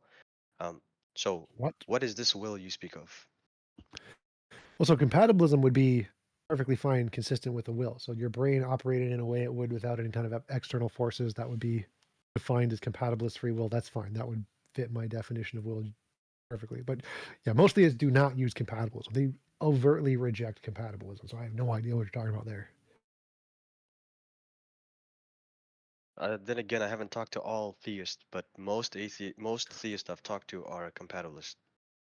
You think most theists would be okay with the idea that you're determined and you have no way to do otherwise, and it's just your brain physically determined, and that's fine? Wait, so you're not okay? What is this will? You have to define first because So it's not making compatibilism is the sense. view that I know what determinism. compatibilism is, right? Okay. But you have some like idiosyncratic definition for will. It seems like. So what do you No, mean by will? the will is just like your intentions and desires, more or less. And what determines those? Your brain. So there's no free will. Okay, so what is compatibilism? Compatibilism is that you can have free will and determinism without any So logical. if your desires are determined by your brain, that means Yeah, that they're determined. You don't have a will. okay. So let's go back to the first step. Compatibilism is the fact that you can be determined and still have free will, right? Yeah, I don't have a problem with the definition of Okay, okay. compatibilism. So I'm saying, second part two. Your brain determines your values. yeah, That's you have a will, sure, but it's not free. okay. So I think you contradicted yourself there. So option A, compatibilism is true. Compatibilism is that your brain determines your values, and determinism is compatible with free will, therefore you have free will. Option B, your brain determines your values, and there is no free will. You can't have both of those things. Those things are contradictory. So either compatibilism is true and you have free will and desires which are determined by your brain, and that's totally compatible with me just calling that will because I think the word free there is stupid. Or the second thing you said, if your brain determines your values, you have no free will, in which case the definition of free will you're using is the libertarian kind, doesn't exist. I think this just goes back to your assumptions you make about reality. Of course, I mean you're a materialist, and somehow I'm you're a just compatibilist. okay. So No, I feel compatibilism. like compatibilism would work only if you have any knowledge of, I guess, if you were given a choice or if you know any other way out. Let's say you were born as a example being like as a slave, and you don't know any other way of life, and you've never learned any other way of life, and all you've known is just being a slave. Then how can you choose to be otherwise than to be a slave? So So in like, compatibilism, that's still free will. So free will again, in compatibilism, free will means you can be determined, like you're a slave and that's all you've known, and still have free will. So Compatibilism means you are But completely how could I be 100% compatible if you don't know determined. if you have no other choice though? Like you wouldn't know what other life there would be besides being a slave. So like how could you choose otherwise? So the definition of free will and compatibilism is your brain acting as it would without external constraint, more or less. So as long as your brain is functioning normally, you have free will. Doesn't matter if it's determined by you being a slave or whatever. Doesn't make a difference.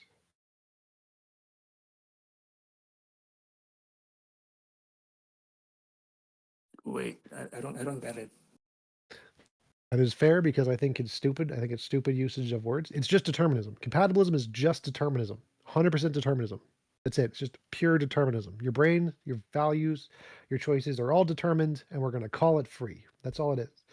I think it's very stupid, but it's So then the why are you a compatibilist? consensus. I'm not. I think it's stupid. That's why I just call it will and not free will. But there's no incompatibility with my definition of will and the compatibilist definition of free will. So if you're okay with compatibilism, I'm just going to call that will and not call it free will because I think it's stupid to call it free will. So you would define will as the ability to act according to one's desires, More or intentions, less. reasoning faculties, Sure. Yep. without external constraints. Yep. The brain is an external constraint, but okay, it just doesn't make Well, sense. no, the brain is you, so that would be internal. That wouldn't be external. The brain isn't internal; it's spatially extended. It's external. So it is.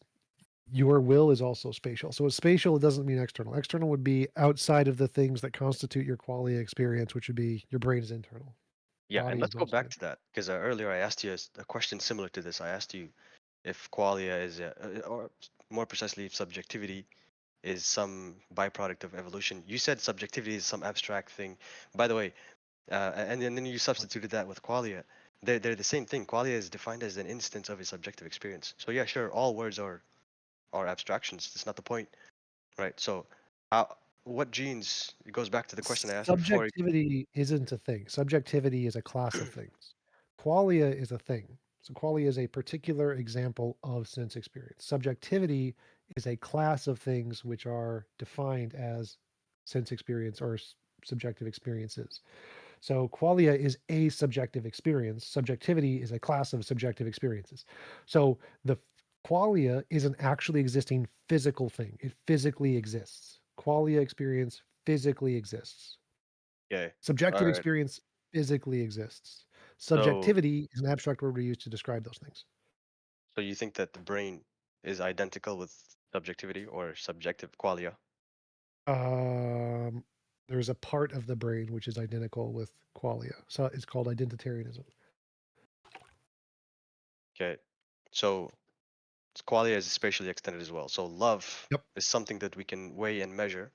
No, But love is again an abstract that refers to a class of existing things. So love is no, no, like no. the Love words. is a Wait, qualia. stop. Love is a word that we describe a lot of different qualia. So there's lots of examples of experience of love. Each experience of love physically exists. Love as an abstract concept does not exist. It's an abstract concept. But that abstract concept refers to a lot of actual physical instances of feelings of love which do exist and are physical. That's not the point, right? The point is that subjective experience occurs, and it doesn't matter what word or abstraction we label it with. The fact of the matter is that there is a subjective experience. Love is just a description of one of those, is an instance of a subjective. Let me give you a simpler one. Redness, okay? Does redness have spatial extension? Can I hold redness in my hand? An experience of redness does, yes.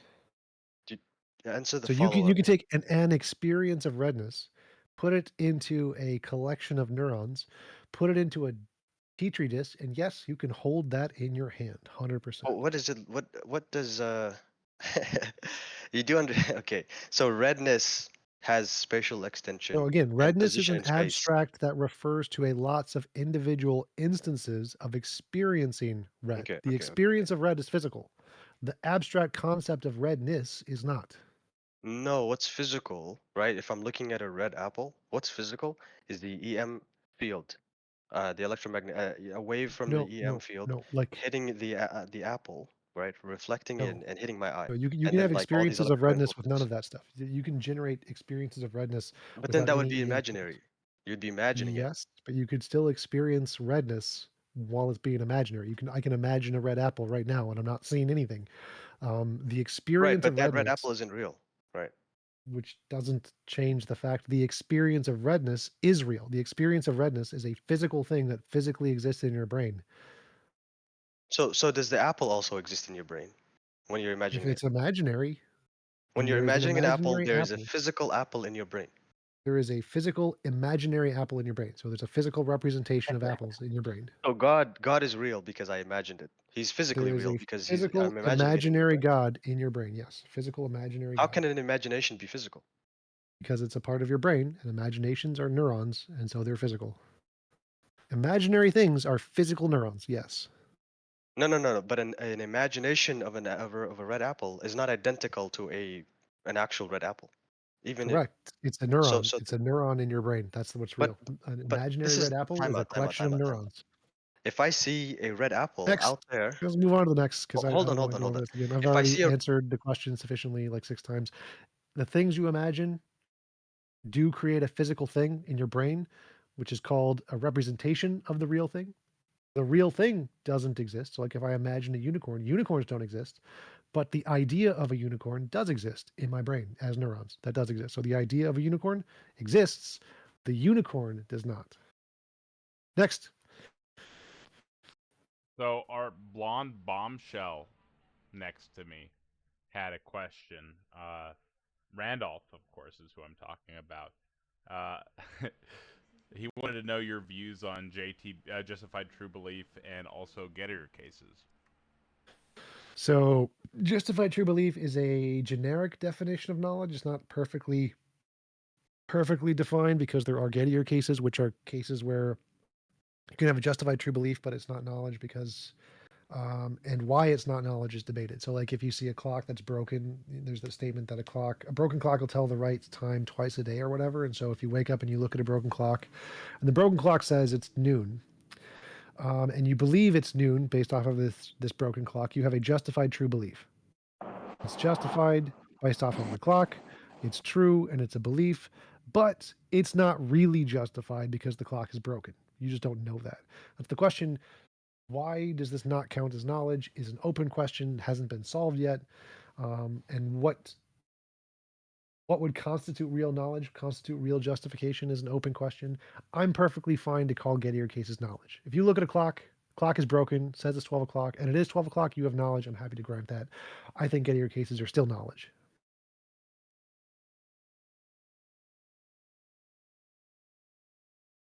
Thank you, Randolph. I did unmute a few more people in the room, so if anybody has a question for TJump, feel free to jump in. How much longer do you want to hang out here? 10, 15 minutes, I guess. Perfect. Glucose asked to be unmuted, but I can't find him in the audience. One more question. Sorry. Sure. What's your view on toxic masculinity? Do you think masculinity is inherently toxic, or is it just a political fluff fest? There are parts that are inherently toxic. So, like masculinity as a term describes a lot of traits that are coincidentally a part of male biology. So, many masculine traits are traits that have been a result of evolution. And evolution is selected for these traits because they're beneficial. And many of them are terrible, like violence. Why are most people in prison young men? Because of testosterone, because of evolution, because of violence, because of conflict resolution. Those are masculine traits. They are masculinity. And they are toxic. And evolution designed them that way because they were very good at making the species continue. And so, yes, there are a lot of toxic masculine behaviors that are a result of evolution. And that's where I think Would the you major difference. consider it as sorry to interrupt you? Go Would you ahead. No problem. consider violence as toxic then if Yes. it has helped society, I guess, develop as we are now? Yes. So another thing that's helped society develop is rape. Rape does progress the society. Like when the Norse would take wives by capturing them from other civilizations and bringing them back and raping them, that was a thing that helped the society grow. Was that toxic? Yes, that was very toxic. And so toxic in this case is essentially a synonym of immoral. And there could be many immoral things that help society to grow. Killing your enemies can help your society to grow. So like if there's two pygmy tribes and they're fighting over resources and you just kill all of the other tribe, there's no one to compete for resources, your tribe is going to grow. Is that beneficial for your evolutionary reproduction? Absolutely. Is it toxic? Yes, absolutely. And so the fact that something is beneficial does not make it moral or good. And toxic is essentially a synonym of immoral or not good. Okay, so can it be something you can fix then if it's if society views it as toxic? Can we like and let me rephrase this. Sure, there's lots of ways to fix it. Like if we could implant computer chips in our brains to get rid of all of our evolutionary tendencies and just make us logic machines, essentially, that would fix it. I don't think it's reasonable or rational, but there are definitely ways to fix it. I think that the best ways to fix it are to provide all of the necessary resources for each individual to be happy in life, more or less, and that will fix it. Because most of the conflicts and things are a result of the lack of resources. Like poverty generates crime. If you don't have as much money, you are more likely to be a criminal. If you don't have as much opportunities, you're more likely to be a criminal. And so if we create more opportunities, that will decrease the rate of criminality and will limit the toxic behavior. Also, education.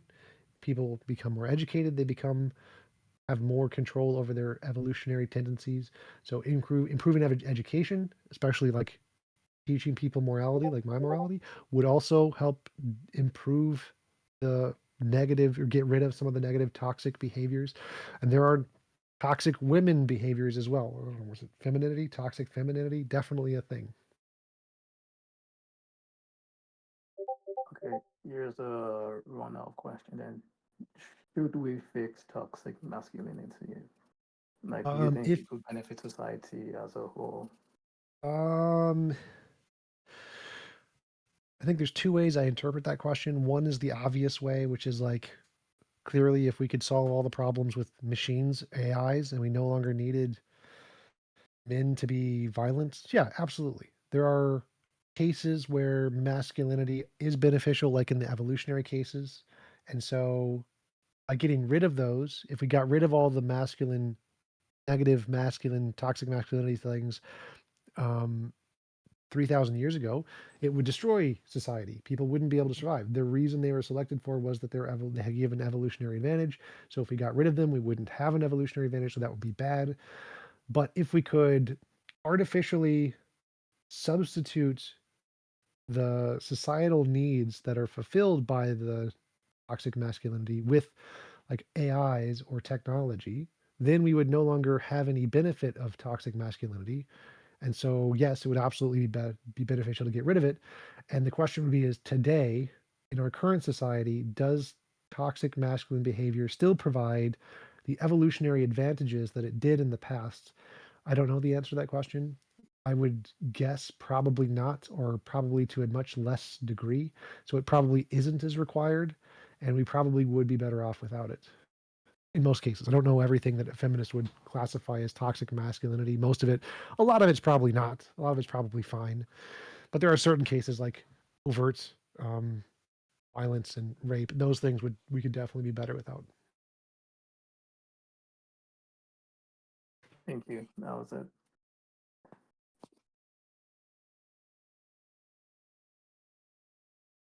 Would anybody else like to jump in? Oh yeah, I had like a quick question. It's been a while since I heard you talk. Are you still like endorsing some kind of moral naturalism? And like Yes.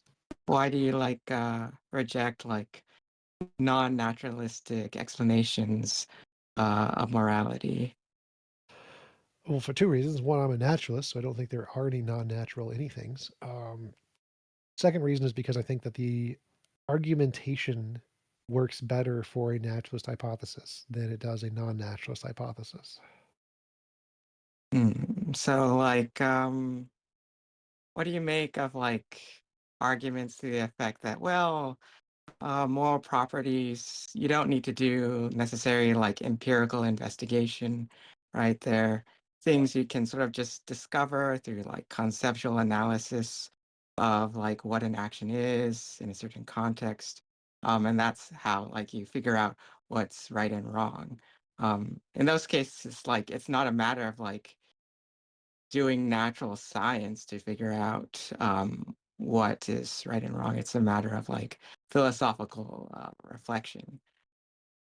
Sure, but we can do philosophical reflection to discover lots of physical things too. Like we do physical, like Einstein imagining that he was falling from an elevator at the speed of light, or traveling on a train at the speed of light. That's philosophical investigation, which led him to general and special relativity. So the fact that we do philosophical investigation in order to learn things doesn't mean that the things we are learning about aren't physical. And so I wouldn't consider the methodology of learning about a thing as indicative of the ontology of the thing itself. I think that would be confusing epistemology and ontology. So like the way I understand like naturalism is specifically in terms of like the epistemology, right? So like natural properties are those that are discovered through the natural sciences and like empirical investigation. But like the idea with respect to like non-naturalism is like, well, you don't even have to like engage in empirical investigation. Um, it's totally true, yeah, that like you can have philosophical reflection and that can help you discover things about like the empirical world.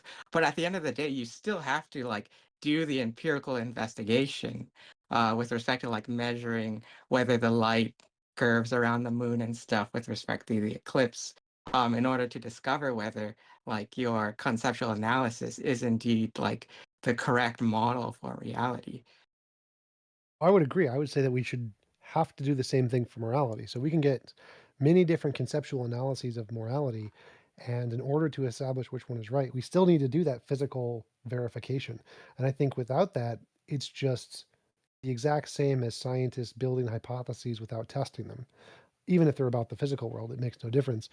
So I think that in order to establish which more model of morality is correct, you need to go from that conceptual analysis to make predictions about the physical world, like it's a law or some a priori abstract or something, or there's some consequence in the physical world if this principle is true or something. I still think you're going to need that in order to vindicate one model over the other. Yeah, I can sort of see that perspective. I'm not convinced that you like need to do the same kind of empirical investigation. I mean, like I can think about, I don't know, like worlds that don't like actually exist, right? And maybe there's like creatures that are similar to us, and they could like do rational reflection and that sort of thing. And like the idea of them having morality would just like follow from them being engaged in like setting down principles of action and that sort of thing. So it wouldn't require like the world in terms of its physics, especially to be a certain way. It would just like float free from the physical substrate, and it's more about like the function of how like certain creatures interact with one another. Sure. And I think that would be great evidence for your hypothesis. So, like, if we discovered another planet or another alien species or something, and their methodology for establishing moral truths happened to be internal reflection or something, that would follow or indicate your hypothesis. Okay, yeah. I do think like you can probably find out moral truths through empirical analysis. Um, but I think the point there is that you don't need to do empirical investigation. Like you can find out a priori truths through certain weird paths of empirical investigation. Um, you don't necessarily like sometimes empirical investigation can give you a priori information. So like it isn't necessarily the case that just because you found it out through empirical investigation that the thing is not a priori. Absolutely. So it's always the case that your means of discovering something does not tell you the ontology of the thing you're discovering. That's the confusing epistemology and ontology. So it's never the case that because we discover it through the material method, it must be material. Totally false. This is a mistake theists make all the time where they say, oh, but if you can't investigate the supernatural through physical means, like, well, yes, you can. Sure, you can. If I like pray to God and he heals my limb, that's great evidence of the supernatural. It doesn't matter if the consequences are physical. So there's always a distinction between epistemology and ontology. The way you learn about something doesn't necessarily tell you anything about the ontology of the thing. So I would agree. The method of learning about something is independent of the ontology of the thing. But I think that it's more likely that morality is like an undiscovered law of physics that permeates the universe. And I think it does affect us in a way that could cause us to introspect and learn about it, just like logic or math does. But I don't think those are abstract objects. I think those are descriptions of a fundamental nature of reality that is physical. I definitely like, of course, like the moral supervenes on the physical. But like I do think there is like a connection there between the epistemological dimension of how you discover a property, especially with respect to like a priori properties. If the only way you can discover a property is through philosophical reflection and conceptual analysis, then that would mean it was inaccessible to scientific empirical like investigation, right? And then in that case, it would not be like a natural property. It would be something like potentially agnostic about like the natural substrate. In that That's case, only the partially ontology of true. the So thing like would be not a there's natural thing. well, there's two things there. One is that you learned about it via philosophy, but that part wouldn't matter. The second thing you said would matter, that it's inaccessible via the scientific method. That part, if you could prove that in some way, that would of course be evidence. Like if it's impossible to learn about this thing via anything in this natural world, then yeah, that would be evidence of it being some other thing. But that's a negative. You can't actually prove that. That's like saying it's impossible to count to the number 7 trillion, or it's impossible to do X, Y, and Z. The fact that you claim it's impossible is never, it's impossible to meet that burden of proof. You could never demonstrate that with any means. And so it's not justifiable way to come to a conclusion about anything. And so I would agree that if you could do that, then yeah, that would be great evidence. Like if you just prove it's impossible for it to be discovered via science ever, any method, yeah, that'd be great evidence. But you can't do that. And so simply the virtue of you learned about it via philosophy wouldn't be sufficient to be equivocal to proving it can't be done, or to justify the statement it can't be learned about through scientific means. I mean, like, I think it's false, maybe. Well, you think everything's like natural at the end of the day, in some sense. But like with respect to like mathematical properties, right? It doesn't seem that empirical investigation is ever going to be sufficient to prove things with respect where like it's a generalized proof about like something that's infinite, right? That's never going to like empirical investigation is always going to be something that's like finite, right? And with respect to certain mathematical claims, right? The claim is going to range over like the infinity of numbers, and that there is such and such like property that holds with respect to like something about like infinity or whatnot. So it seems like That's true, but at that least with wouldn't that. matter. So, like, in order to naturally investigate something, you just need to make predictions. So if property X has entails this infinite or whatever, I have this novel prediction that I would expect to see in this experiment.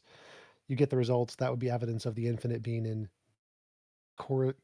being confirmed by a natural experiment in the natural world, which happens all the time. That's literally quantum mechanics does that all the time. There's lots of infinites that make successful predictions. So you can investigate infinites with the natural world. The experiment itself doesn't need to be infinite. It just needs to make a prediction about something which is infinite. Does it ever like, like, do you ever get like infinities in like science Physics, and with yes, all the time. Literally, it's a thing. In quantum mechanics, quantum physics, there's so many of them. It's just permeates the top levels of physics. Like Feynman diagrams is a great example. Feynman diagrams entail like 6 or 7 infinites in order to describe the possible paths of particles where they could go. There's infinitely many ways it could travel to go from point A to point B in a geodesic, like a curved path around a circle or whatever. And the Feynman way to solve this was to calculate all of them, take all of the infinite ways it could go, and use that as a mathematical model in order to predict which ways it's going to go. And if this model is correct, it will predict where it's going to be or something with some level of probability. And it works. It works extremely well. The Feynman diagrams are stupid effective, and they entail infinites all the time. So yes, there are tons and tons of infinites in quantum mechanics, and they work extremely well. Yeah, I guess there's that kind of like infinity. But then like there are also like other domains of mathematics, right? That like their purpose isn't to map onto reality at all. They're just like describing hypothetical like structures, right? That follow like that are built on certain axioms, right? And they're like totally unconnected with reality. Right. So They like I might can say, make no predictions, right? Such right. So I systems could might say make something no like F equals MA times 42. Like F equals MA times 42 does not describe anything in our world. It is a coherent mathematical model where both sides of the equal sign are equivalent. It just doesn't describe reality. And so math is a language like English, no different than English. I could say the sky is blue. I could say the sky is purple. And English and math both share 3 types of sentences, ones that correspond to reality, ones that don't correspond to reality, and ones that are self-contradictory, like 1 plus 1 equals 7, or married bachelors exist or something. And so all languages can create many representations of things that exist, things that don't exist, and things that are logically contradictory because it's a language. And so you obviously aren't going to find purple unicorns that are magically fart crystals or something, but that's not required because that sentence as a sentence is just a concept. And so there are many concepts of math that don't exist in reality, like F equals MA times 42. It just doesn't exist in reality. But that doesn't mean that that object exists in some platonic sense. It's just a language. It's just a language that has lots of different ways we can combine the words in a lot of ways that don't correspond to reality. Well, like it's not that it like requires existence in like a Platonic sense. Like you could have like a more uh sort of agnostic view about like exactly how it exists as opposed to like something existing out there in like Plato's heaven. That's almost like theism, and it's problematic for like the same reasons. But like I forget what I was gonna say. Well, so my argument is more, why would you consider math anything more than a language like English? Like literally, first sentence, Stanford Encyclopedia of Philosophy, math and logic are formal languages that contain a system of semantics and something, something. It's literally just a language. That's what the consensus is. Why would you ever consider it more than that? I guess like I could just like say it's a language, but that would like the statements there are still like I'm going to claim that they're going to be true, but they're not true through like empirical investigation. So you can say like they're internally consistent, in which case they're true in that sense, but they wouldn't be true in the sense they correspond to reality, which is fine. And so you could say the sentence, the sky is blue or a bachelor is an unmarried man. You can say that's true given English, but there's nothing in reality that corresponds to that. So it's not something that's true abstractly in like a platonic sense or in a reality sense. It's just a thing we've made up in our language. So it's true given our language that humans have made up. And in that sense, math is true. Like F equals MA times 42 is true given our system of math because the two sides of the equal sign are equivalent or whatever, but it doesn't correspond to reality. There's nothing in reality where F equals MA times 42. It just doesn't exist. And so you can say it's true in our minds, in our imagination, given the rules that we've made up. But you couldn't say it's true that corresponds to some true fact in reality. That part you couldn't say. Yeah, I definitely agree with that. I just maybe we have different theories of like what true means. Yeah. Yeah, that's probably what it is. Like I think things can be true in virtue of like the language game, so to speak. Doesn't necessarily require correspondence to reality. It's a different sense of it being true.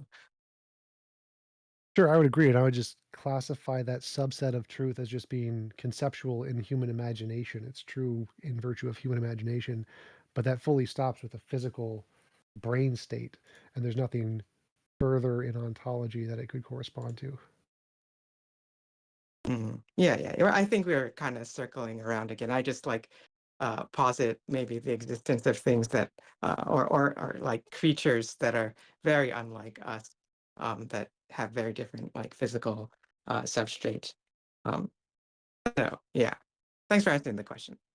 Yep. The various questions actually. Yep, anytime. Take any more questions? It seems good to me. I'm ready to head out, start getting ready for bed. You got work at 5 a.m. Totally appreciate you coming and doing an AMA with us. It was awesome having you here as always. But everybody listening, make sure you follow TJump on every platform. Make sure you check out the Church of the Best Possible Worlds. You want to plug some stuff? YouTube or pornhub.com/tjump. No, don't link the. Don't do that. Okay, I guess that's the final words. Yeah, sure. YouTube.com/tjump. Patreon.com/tjump. Give me money, please. Church of the Best Possible Worlds. Because if I can buy an apartment building, I can change politics. That'd be great. Let's change the world. Give me money. President TJump and his adult thing that he's doing. Thank you, sir. Yep. Appreciate it. Have a good one.